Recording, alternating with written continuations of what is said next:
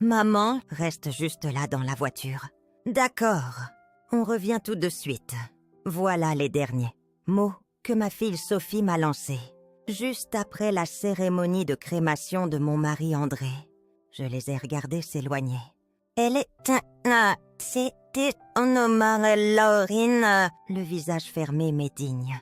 Il portait l'urne avec les cendres. Et moi, je restais là, assise dans cette vieille Renault grise, sur le parking glacé du funérarium. 10 minutes. Vimi, Richa. Le soleil commençait à décliner. Le vent s'engouffrait par la vitre entr'ouverte. Et puis, dans le silence, un éclat de rire. Je l'ai entendu clairement. Le rire de Laurent, suivi de celui de Sophie. J'ai tourné la tête. Leur voiture filait déjà au loin, avec l'urne bien attachée sur la banquette arrière. Ils n'étaient pas partis chercher un café. Ils n'étaient pas partis réserver un restaurant pour un hommage en famille. Ils étaient partis, sans moi, délibérément. L'urne d'André avec eux. Et moi, vieille femme de 74 ans, oubliée, effacée, comme si ma présence dérangeait, comme si mon deuil n'avait plus sa place. Je m'appelle Margot Lefebvre. J'ai vendu du pain et des tartes aux pommes pendant plus de 40 ans au marché de la Plaine, à Marseille. C'est là que j'ai rencontré André, un mécanicien de quartier avec un sourire cabossé et des mains toujours pleines d'huile. On s'est mariés jeunes, on a eu Sophie. Et puis le temps a passé. Les mains d'André ont cessé de réparer. Les miennes ont continué à pétrir, à nourrir, à donner. Je croyais que vieillir, c'était s'asseoir un jour entouré des siens, à table, et sentir que l'on compte encore, que l'on est aimé, ne serait-ce que pour les souvenirs qu'on porte.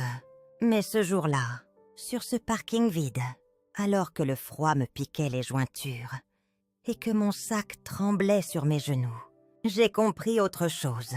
J'ai compris que l'on pouvait être rayé sans procès, raillé par ce qu'on a porté, haïmé, élevé, effacé en douceur, avec un sourire faux. Un, reste ici, murmuré comme un adieu poli. Je n'ai pas pleuré, pas tout de suite. J'étais figée, comme une figurante qu'on oublie de rappeler à la fin du tournage. Ce jour-là, j'ai attendu plus d'1 heure.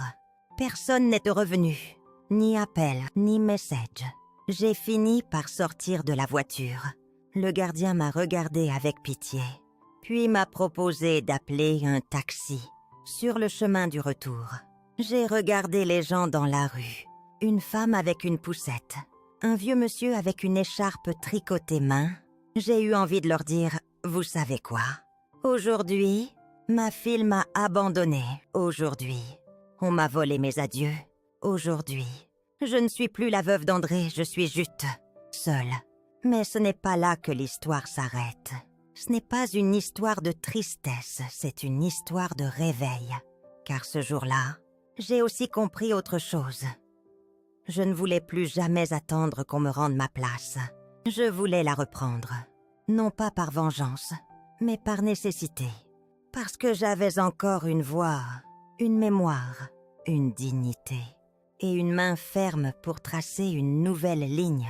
Je suis restée figée sur ce banc de ciment, dans le froid gris d'un après-midi de janvier, pendant que leur voiture s'éloignait avec les rires qui ricochaient sur les vitres fermées. Le crématorium derrière moi était déjà désert, comme si tout ce que j'avais été pour eux venait d'être incinéré avec André. Il y a une solitude qui mord plus fort que l'absence. C'est celle qu'on vous impose alors que vous êtes encore là, vivante, frissonnante, le cœur battant. J'ai mis du temps avant de me lever, comme si mon corps refusait d'admettre que tout cela était réel. Mais ce n'était pas un cauchemar. C'était la suite logique d'une homme histoire que je n'avais pas voulu voir se défaire. Je m'appelle Margot Lemoine. J'ai 72 ans et pendant près de 50 ans, j'ai tenu un étal de pain et de brioches au marché des Capucins à Marseille. Une petite table en bois branlante, une nappe à carreaux rouges et blancs, l'odeur de la pâte levée. et ce sourire que je gardais coûte que coûte. Même quand mes mains tremblaient de fatigue, mon mari, André, m'aidait au début, avant que la maladie ne le ronge lentement, le réduisant à l'ombre d'un homme robuste qui chantait chaque matin en pétrissant la pâte. J'ai continué seule, levée chaque jour à 4 heures, traînant ma carriole de fortune dans les ruelles encore sombres, la farine dans les cheveux et le dos déjà voûté. Nous n'étions pas riches, mais nous tenions. Sophie, notre fille unique, n'a jamais manqué de rien. Je sautais des repas pour qu'elle puisse avoir des chaussures neuves à la rentrée. J'ai vendu ma bague de fiançailles pour qu'elle puisse faire un voyage scolaire à Rome. Et quand elle a eu besoin d'un prêt pour son premier appartement, c'est notre vieille Peugeot que j'ai mise en gage. Il m'en restait l'usure au fond des eaux, mais j'étais fière. Une mère, ça donne, ça ne compte pas. Sophie était une enfant vive, brillante, curieuse. Je me souviens des dimanches où elle s'asseyait sur le plan de travail, les jambes qui balançaient dans le vide, pendant que je sortais les petits pains dorés du four. « Maman, quand je serai grande, je te construirai une grande maison, » me disait-elle. J'y ai cru, comme on croit aux promesses d'enfants.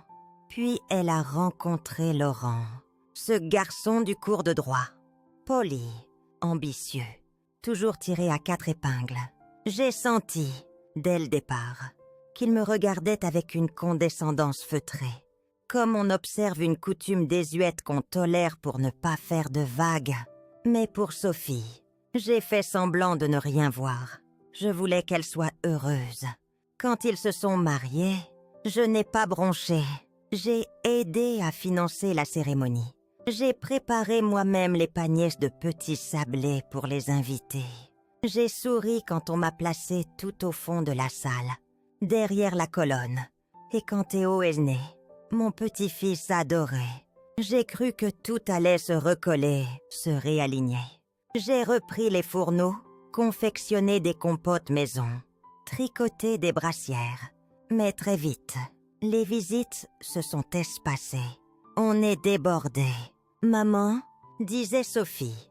Alors j'ai attendu 1 semaine, puis 2, puis des mois. Et moi, comme une idiote, je continuais à déposer des enveloppes dans leur boîte aux lettres. 100 euros, 200 euros. Un coup de main pour la crèche. Une participation pour la voiture. Je ne voulais pas qu'il manque de rien. C'était encore mon rôle. Pensais-je, même si je ne voyais presque plus personne. Quand André est tombé malade, vraiment malade, ils sont venus, une fois, 10 minutes. Théo era morto. Resté dans la voiture. J'ai compris, alors, que nous étions devenus une tâche dans leur emploi du temps. Un rappel gênant d'une époque qu'ils s'employaient à gommer. Pourtant, je n'ai rien dit.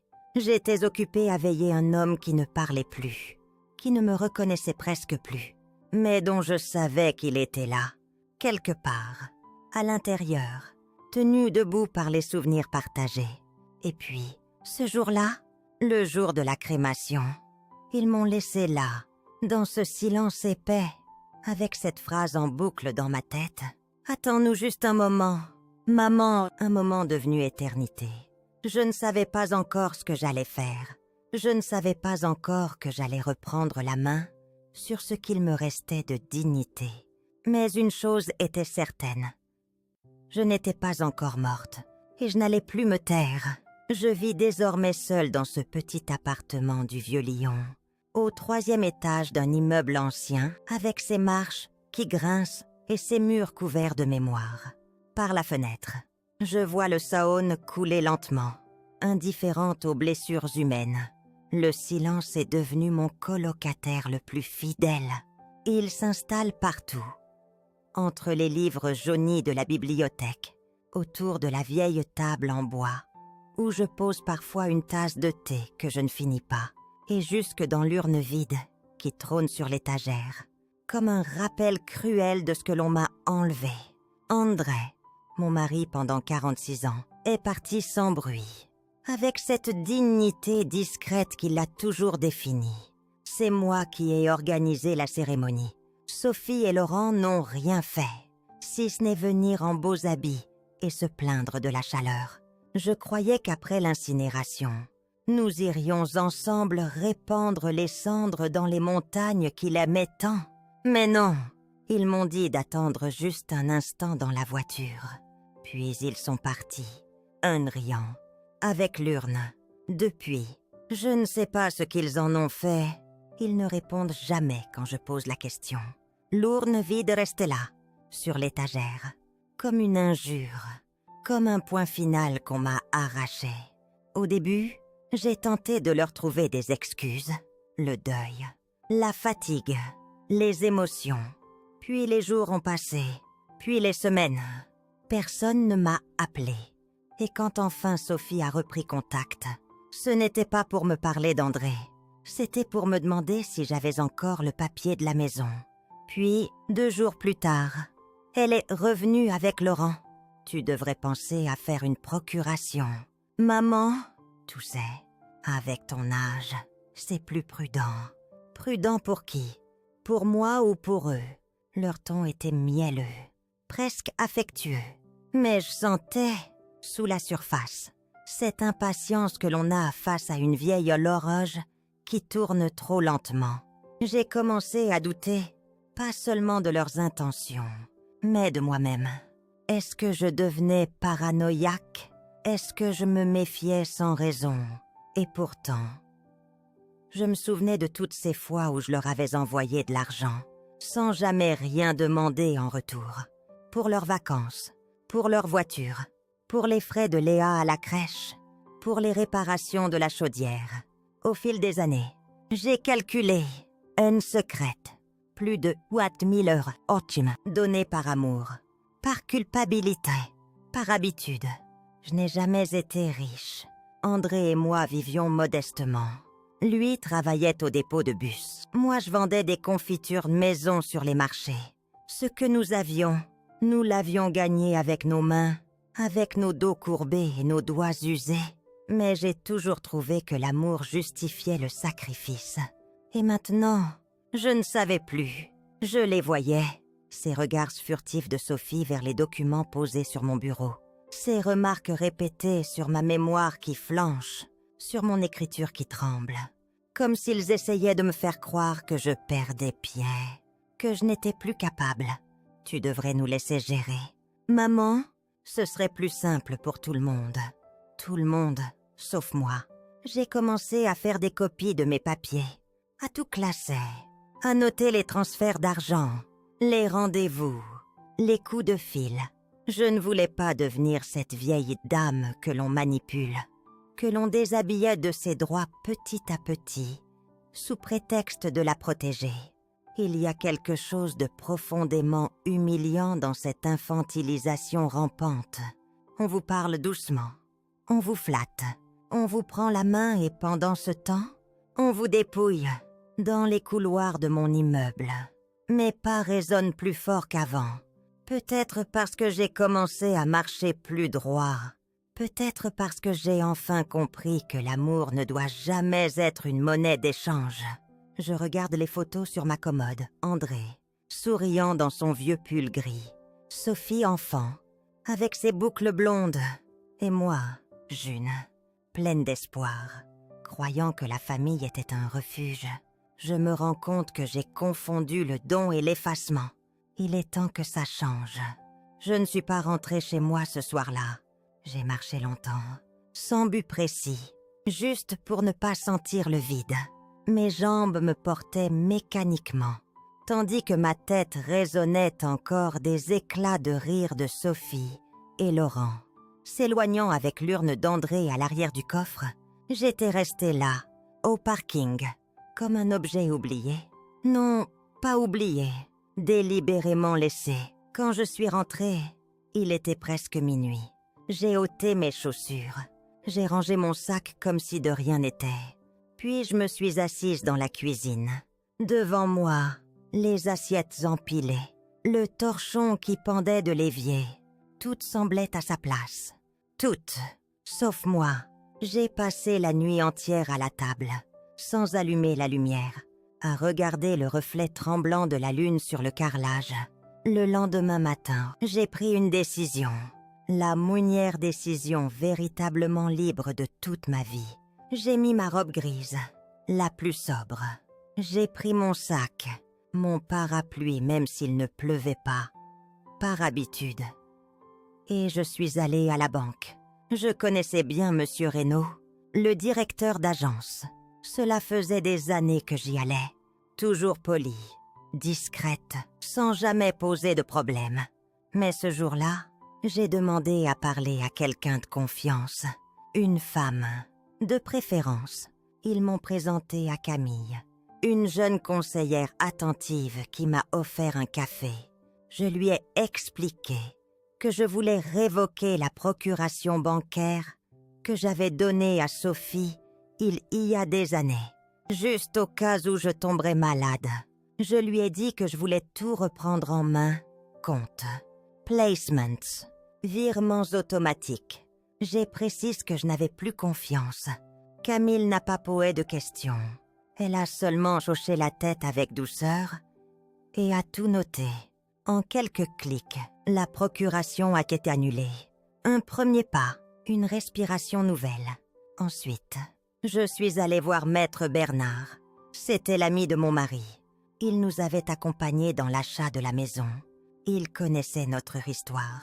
Il m'a regardé longuement, sans rien dire, lorsque je lui ai annoncé que je voulais modifier mon testament. « Vous êtes sûre, Marguerite ?» a-t-il demandé. Je lui ai répondu. Je suis sûre pour la millième fois depuis très longtemps. Nous avons repris point par point. J'ai retiré Sophie et Laurent de la liste des bénéficiaires. J'ai précisé que ma volonté était que mes économies, modestes mais réelles, soient léguées à une œuvre caritative locale pour les femmes âgées sans ressources. Et j'ai nommé mon amie Madeleine, celle qui m'appelait encore chaque semaine sans rien attendre, comme exécutrice testamentaire. Ce n'était pas une vengeance, c'était une réappropriation, une manière de dire « je compte ». Quelques jours plus tard, ils sont venus. Je les ai vus à travers les persiennes, debout devant ma porte, avec cette mine mi-gênée, mi-arrogante. J'ai ouvert. Ils sont entrés sans même demander la permission, comme s'ils avaient encore ce droit. Ils se sont assis. Laurent a pris la parole en premier. « Écoute, Marguerite, on pense qu'on devrait discuter de la maison. Tu sais, pour éviter les complications plus tard. » Sophie l'a soutenue. « Oui, maman, ce serait plus simple si on s'entendait sur la répartition maintenant. » J'ai levé les yeux. Pour la première fois, je les ai vraiment regardés. Pas comme ma fille est à mon morajnader, mais comme deux adultes responsables de leur choix. J'ai posé mes mains à plat sur la table et j'ai dit calmement « La maison ne vous concerne plus. Les dispositions ont changé. Vous ne faites plus partie de mon testament. » Sophie a blêmé. Laurent a voulu hausser le ton, mais je l'ai arrêté d'un geste. « C'est fini. Je ne suis plus la vieille dame silencieuse qui accepte tout. Vous m'avez laissée seule avec les cendres de mon mari. Ce jour-là, vous avez rompu quelque chose. Je ne veux pas négocier avec ceux qui m'ont effacé. » Ils sont partis en claquant la porte. J'ai entendu Sophie dire quelque chose dans l'escalier. Je n'ai pas écouté. J'étais déjà ailleurs, dans un espace nouveau, inconnu mais plein de promesses. Je tremblais un peu, oui, mais c'était un tremblement d'émancipation. C'était la première fois que je posais une frontière. Et à cet instant précis, j'ai compris que la douleur d'être trahi ne serait jamais aussi lourde que le soulagement d'avoir enfin dit non. Je ne m'attendais plus à rien. Après ce qu'il m'avait fait, m'abandonner sur un parking glacial, à peine les cendres d'André scellées dans une urne. Je croyais que le monde s'était définitivement refermé sur moi. Mais un après-midi, alors que la lumière d'hiver filtrait à peine à travers les vitres sales de mon salon, la sonnette a retenti. Un coup, puis deux. J'ai ouvert, sans grande conviction. Et là, c'était Claire, ma petite fille. Elle tenait dans les bras un bouquet de tulipes jaunes, les fleurs préférées d'André. Et sous l'autre bras, une pile de vieux livres, ficelés avec soin. Elle semblait essoufflée, un peu perdue, mais déterminée. Elle m'a regardé droit dans les yeux et a dit, d'une voix un peu tremblante, « Maman, je suis désolée. Je ne savais pas pour ce qui s'est passé après la cérémonie. Personne ne m'a rien dit. » J'ai senti mes jambes faiblir, pas à cause de l'émotion, mais parce que pour la première fois depuis des semaines, quelqu'un parlait sans détour, sans excuse vide, sans silence complice. Elle est entrée, a posé les livres sur la table et m'a demandé si elle pouvait rester un moment. Elle s'est mise à nettoyer, à ranger doucement les étagères. Elle s'arrêtait parfois pour me poser des questions sur un vieux roman, un marque-page en tissu, une photo cachée dans un ouvrage de cuisine. Elle ne parlait pas beaucoup, mais ses gestes disaient l'essentiel. Elle était là, présente, attentive, sans attendre de reconnaissance.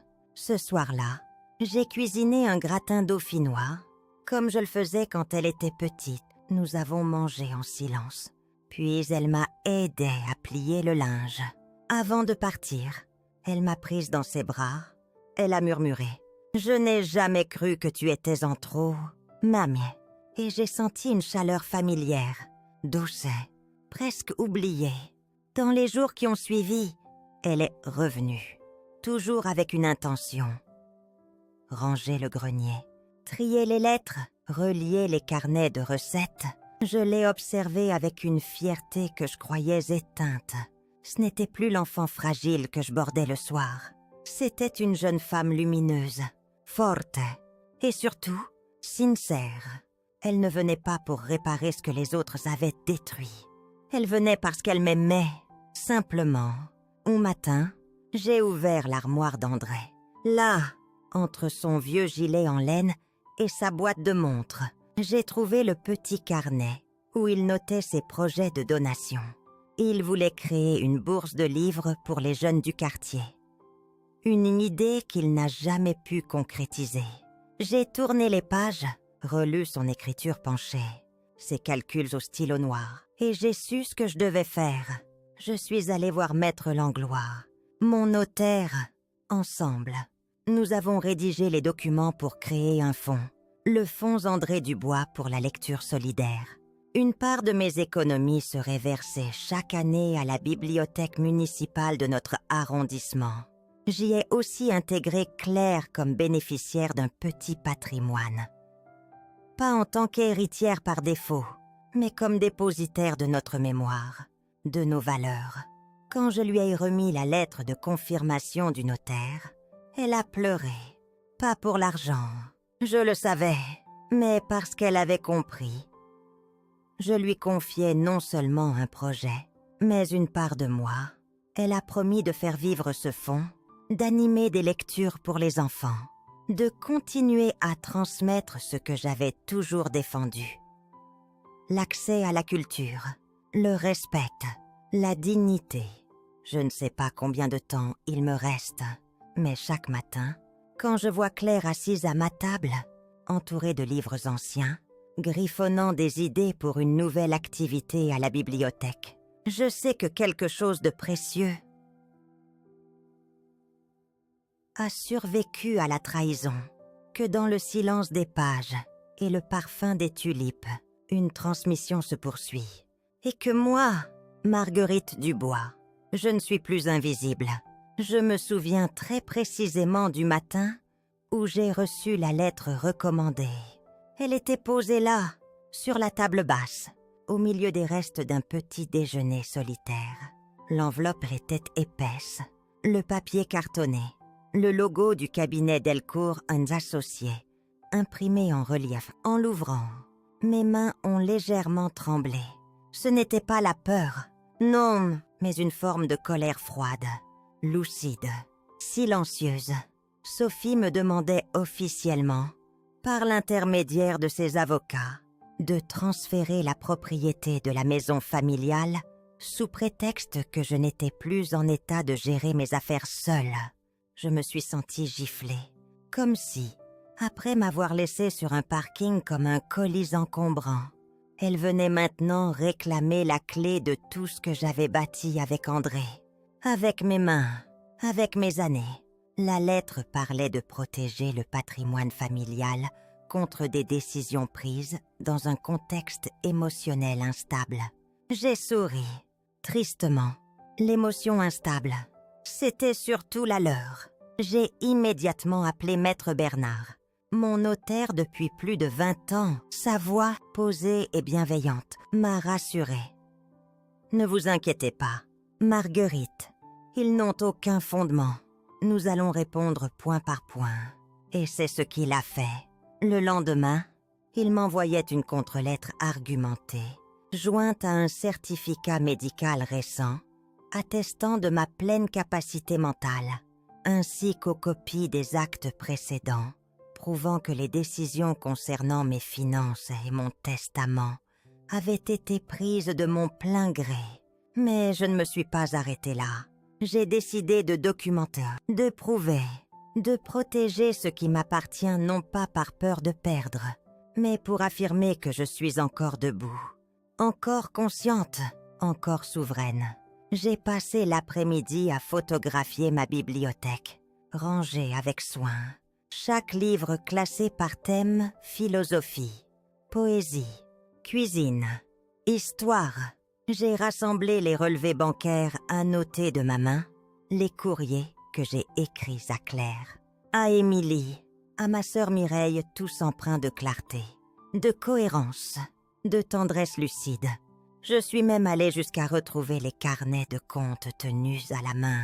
Depuis les années 80, mes cahiers d'inventaire de fleurs séchées, mes recettes manuscrites, tout témoignait d'un esprit ordonné, vivant, actif.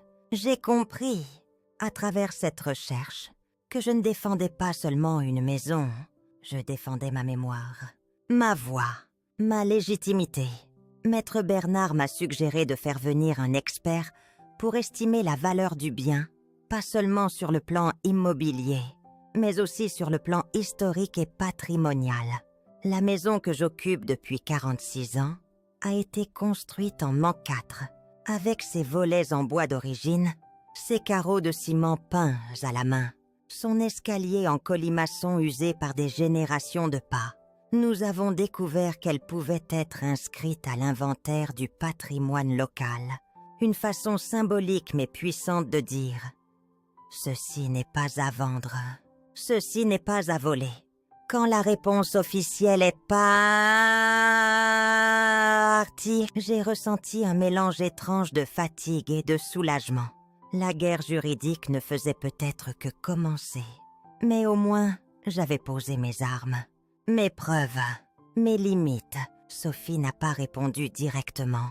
C'est son avocat qui a écrit à Maître Bernard, dans un ton plus modéré, comme si la première attaque avait été une tentative. Un test. Il n'y a pas eu d'excuse, bien sûr.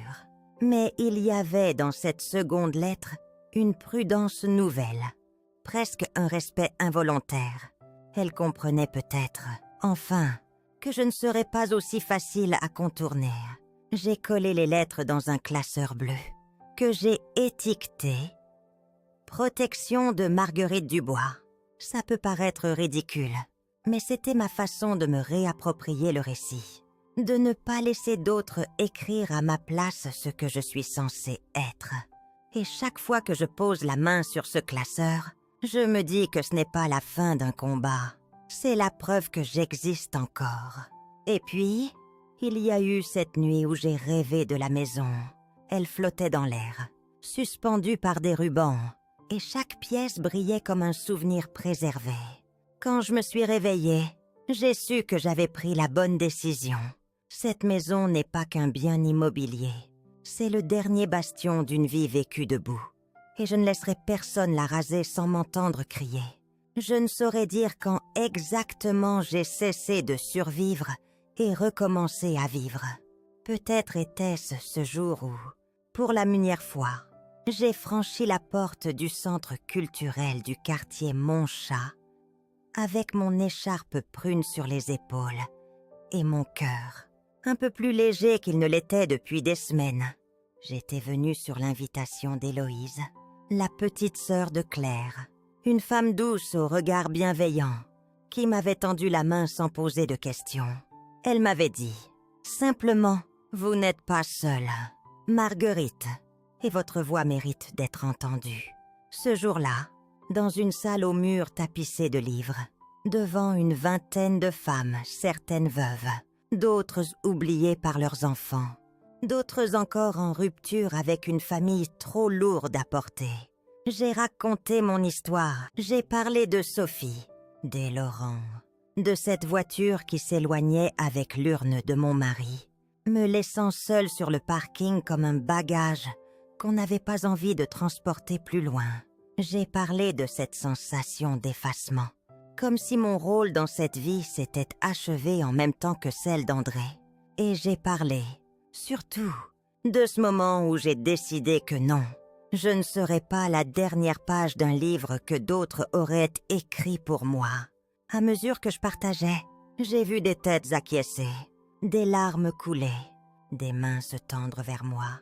Ce n'était pas de la pitié, c'était une reconnaissance silencieuse. Une façon de me dire « Moi aussi, j'ai été oubliée, mais moi aussi, je suis encore là. » La parole m'a reconstruite. Elle m'a permis de remettre de l'ordre là où tout avait été fracturé. J'ai commencé à animer des petits ateliers de mémoire orale où l'on écrivait à plusieurs mains les fragments de nos vies que personne ne plaignait. On tendre, on riait, parfois on pleurait souvent, mais toujours on sortait de là plus droite, plus forte. Et puis est venue la journée de l'inauguration. La bibliothèque du quartier, fermée depuis des années, avait été restaurée grâce au projet porté par Claire et Héloïse, en mémoire de mon André, ce lieu modeste, aux étagères en bois clair et aux fauteuils rouges un peu usés, portait désormais son nom. La bibliothèque André Dubois. J'ai hésité à y aller. Je me demandais si ma présence serait désirée, ou si l'on ferait semblant de m'ignorer, comme on l'avait fait ce jour d'enterrement. Mais j'ai pensé à André, à son amour des mots, à sa passion pour la transmission. Il aurait voulu que j'y sois, alors j'y suis allée. Claire m'a accueillie avec une pudeur nouvelle. Elle n'a pas tenté d'excuses, pas prononcé ces phrases toutes faites que l'on dit pour se rassurer soi-même. Elle m'a seulement serré la main, forte, longtemps. Héloïse, elle, m'a souri de tout son cœur et m'a fait asseoir au premier rang. Les discours ont commencé. Il y avait des élus locaux, quelques professeurs, des enfants du quartier. Puis Claire s'est avancée. Elle a pris la parole, d'une voix tremblante mais claire, pour parler de son père. Elle a dit « Mon père m'a appris que la dignité ne se mesure pas au statut social, ni à l'argent qu'on laisse derrière soi. Elle se mesure à l'amour que l'on s'aime. » Puis Héloïse a lu un poème, un de ceux qu'André écrivait le soir, en cachette, sur de petits bouts de papier qu'il glissait dans ses livres. Elle a choisi celui-ci. Même s'il m'efface, je resterai là, dans le souffle du vent, dans le rire d'un enfant, dans la main qui cueille une fleur pour quelqu'un d'autre. Et je n'ai pas pu m'empêcher de pleurer. Mais ce n'était pas des larmes de colère, ni même de tristesse. C'était autre chose. Quelque chose de doux, d'apaisé. Un relâchement enfin permis. Pour la première fois depuis longtemps, j'avais le sentiment de faire à nouveau partie de quelque chose.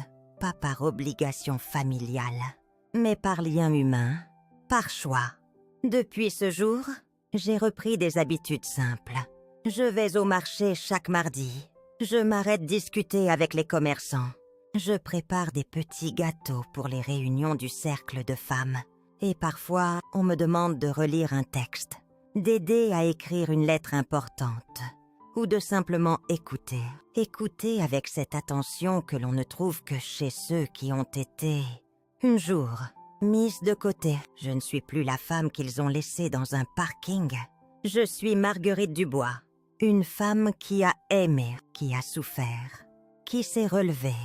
Une femme qui sait désormais que le respect ne se quémande pas, il se revendique, il se vit.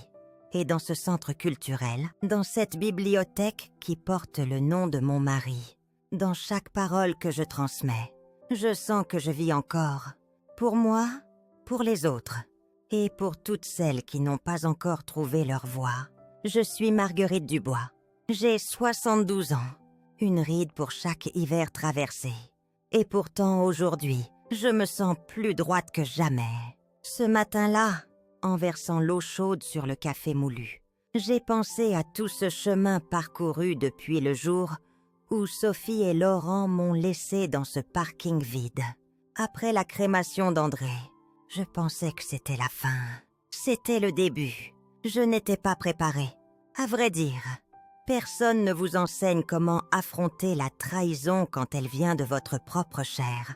Quand votre fille vous demande d'attendre quelques minutes dans la voiture, puis s'éloigne avec l'urne de votre mari, et un éclat de rire comme point final. C'est comme recevoir un coup sans avoir le droit de tomber. Ce jour-là, quelque chose en moi s'est brisé. Mais ce que je ne savais pas encore, c'est qu'autre chose venait de naître. Il m'a fallu du temps, du silence, des nuits sans sommeil. Mais j'ai fini par comprendre une chose essentielle. Nous ne sommes pas venus au monde pour devenir le portefeuille émotionnel ou financier de nos enfants. Non, nous ne sommes pas des tire-lire avec des jambes, ni des meubles qu'on relègue au grenier une fois qu'ils ne brillent plus. Nous avons une voix, un cœur, une volonté. Je n'ai pas réagi avec violence. Je n'ai pas crié. J'ai observé, j'ai réfléchi, puis j'ai agi. J'ai annulé les virements mensuels que je versais à Sophie depuis 8 ans. J'ai réécrit mon testament. J'ai décidé que ce que j'avais construit avec André, notre petit appartement sur les quais de Saône, nos économies, nos objets simples mais pleins de mémoire, n'iraient pas à ceux qui m'avaient effacé sans remords. J'ai choisi de transmettre mon héritage à ceux qui voient encore l'humain derrière les rides, à ceux qui tendent la main, pas qui prennent. Julien, mon petit-fils, et Camille, sa compagne, m'ont rappelé ce que cela signifie d'être regardé, écouté, estimé. Ils m'ont ramené à la vie. Avec eux, j'ai ri, cuisiné, loué, même planter des tomates sur le balcon. C'est dans ces gestes simples que j'ai retrouvé ma dignité. Aujourd'hui, je ne suis plus la femme qu'on oublie dans un parking. Je suis celle qui marche seule, mais droite. Je suis celle qui lit Camus en buvant son café noir, qui savoure chaque silence comme une note précieuse. Je suis celle qui n'a plus peur d'être seule, parce qu'elle a appris à s'aimer suffisamment pour ne plus supplier quiconque de l'aimer à moitié. Si je devais adresser un message aux femmes de mon âge, ce serait celui-ci. Ne laissez personne définir votre utilité. Vous n'avez pas à justifier votre présence, votre amour ou votre passé. Vous avez le droit d'être respecté, le droit de dire non, le droit de choisir à qui vous léguez votre histoire. Je ne cherche pas à être un exemple. Je suis juste une femme qui a dit stop au bon moment. Et si mon récit peut aider une seule personne à faire ce pas, alors tout cela aura eu un sens. Êtes-vous, qui m'écoutez en ce moment peut-être dans une cuisine silencieuse, dans un fauteuil près de la fenêtre, ou même en voiture, je vous invite à réfléchir. Qu'avez-vous laissé passer trop longtemps? Quelle lame n'avez-vous jamais osé poser? Et surtout, qu'attendez-vous pour vous choisir? Si cette histoire vous a touché, si elle résonne en vous, ou vous rappelle quelqu'un que vous aimez, je vous invite à laisser un commentaire. Partagez votre histoire, ce que vous avez vécu, ou ce que vous avez surmonté. Ensemble, nous sommes plus fortes Et si vous souhaitez entendre d'autres récits de femmes comme moi, abonnez-vous à cette chaîne. C'est ici que nous redonnons voix à celles qu'on a trop souvent réduites au silence. N'oubliez pas d'activer la cloche pour ne rien manquer. Et surtout, prenez soin de vous. Vous êtes précieuses.